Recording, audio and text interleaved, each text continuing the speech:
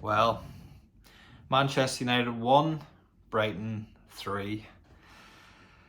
That was not a good performance at all. So, hello everyone, welcome to United 24/7. This is a match reaction to the Manchester United game that was at home there at Old Trafford, and we got beat in by Brighton by 3 goals to 1.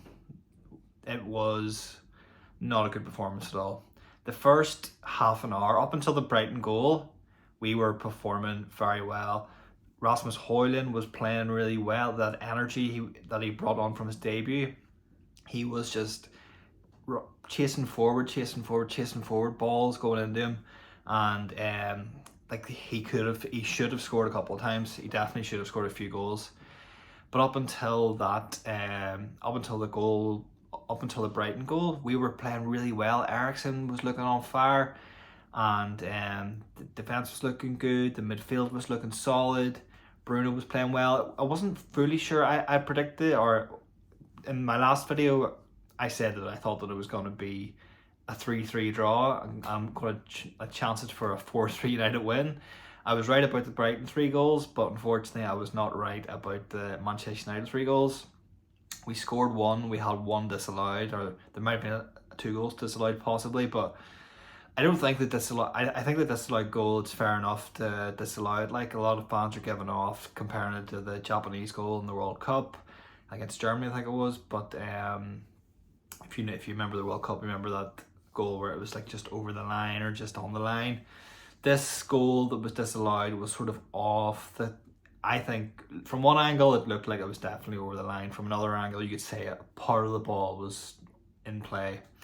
You know, it's unfortunate, but I wouldn't. It happens. You know, it looks as though it was off. It looks as though it was over the line. Like, if it was a goal scored against us, I would have been absolutely raging if it standed. But if it had stood, I would have said fair enough. That's technology. I was able to tell these things. But yeah, it was just a really weird game, a really sad game. It didn't feel good. As we said, the first 30 minutes or so up until the first goal, it was good energy. I thought the starting lineup was good, but it just, whenever we conceded that first goal, our energy dropped, and the whole team's energy dropped. Then we started to pick it up again, and we scored that goal that was deemed offside. And I think if that goal had have stood, it would have been 1-1. I think we would have went into half time 1-1. We would have came back far in the second half, and we would have won the game. But that didn't happen. What happened was the goal was disallowed, and then we went into the second half 1-0 down. We came back out, and there was good energy from so the first half. That's just, I guess, the story of the first half, where it was good energy for the first half hour. Then they scored, we drop our heads, we score a goal, but it's disallowed, and then we went in at half time. Not a lot much else happened. Pretty relatively okay first half. Second half, there's a lot of, you can see Rashford trying, you can see Højlund trying, you can see even Casemiro, with the long balls, we're trying to get that goal, we're trying to get that second goal. For whatever reason, it just wasn't working out. You could see Højlund could have scored 3 in the first 15-20 minutes of the second half. Then, basically they score another goal. It's 2-0 to United, or 2-0 to Brighton. We're 2-0 down at home, and ten-Hag decides it's time to make some substitutions. And it's the first time in a while that I've heard boos at Old Trafford. So Rasmus Højlund was the first substitute to come off for Anthony Martial, and also Hannibal.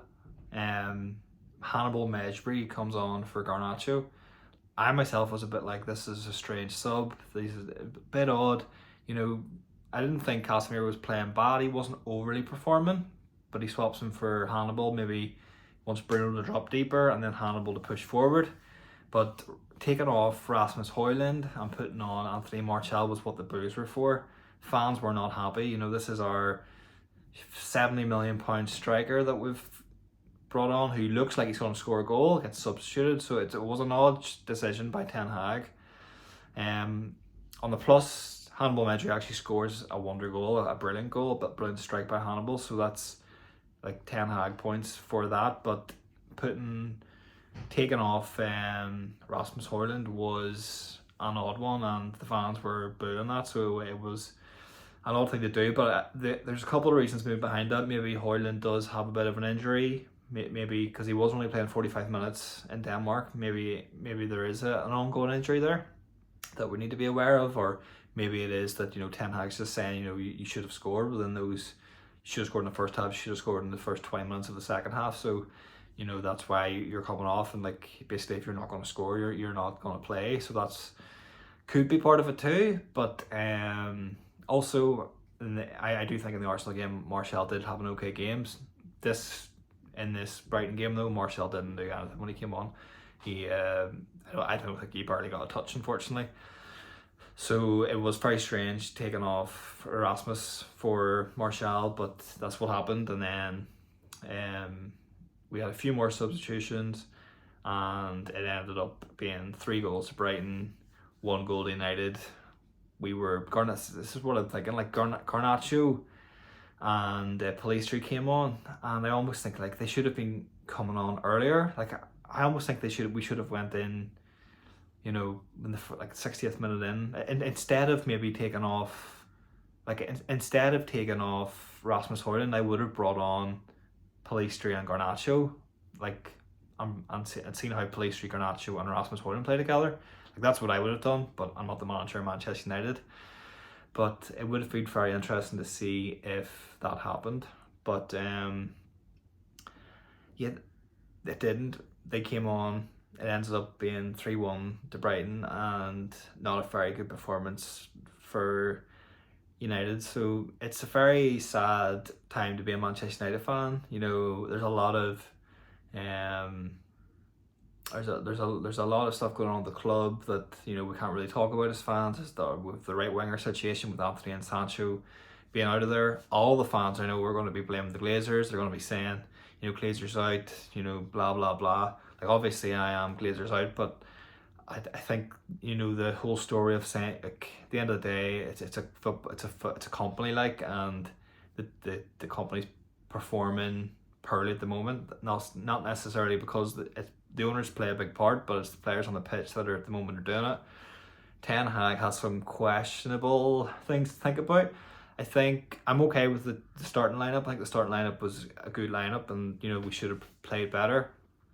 I think the substitutions could have been better, but I'm backing this manager all the way. I think we've a lot of Premiership games coming up. We've got the League Cup game, we've got the Carabao Cup, and we also have Champions League to think about. So I think it'll be very interesting to watch ten-Hag and how he puts out the players over the next couple of games. Like I said, I think I would like to see Pellistri start. I would like to see Garnacho starting again. And even the way Hannibal came on there, I would like to see the 3 of them with Rasmus, playing more time, getting more games, and trying to build up the connection. Because the other thing I noticed was Rasmus and Rashford, I do think they're going to be fire together. They're going to be amazing. But there still is that connection that's not happened yet. I want to see Rashford and Højlund be like a two. I want that to be Dwight York and Andy Cole energy. Where we actually have 2 sort of I know they're not necessarily going to be 2 centre forwards, but we have 2 sort of forwards that play really well together and gel off each other and can score loads of goals and set them up. There was a point in the first half where Rasmus had a shot and it didn't score, but he should have actually passed it to McTominay, and that would have been a goal for McTominay too. So I think our forwards need to know when to strike a ball and when to pass it. There's that gel missing between the whole team, really. There's a lot of work for ten-Hag to do and the coaching staff to do to get these boys playing better football. I know it can happen. We've seen it before, so we can pick our feet up after this defeat and get another win, hopefully. But City beat West Ham today after being 1-0 down. Liverpool won. Brighton beat us. Brighton are going to be contenders for the title. I think they're a very strong team. You got City. Spurs got beat today, so it's at least there's that. Spurs got beat. But have to pick ourselves up and go for another win. So thanks very much for watching, and I will keep these videos going, hopefully with a win very soon. See you later. Bye bye.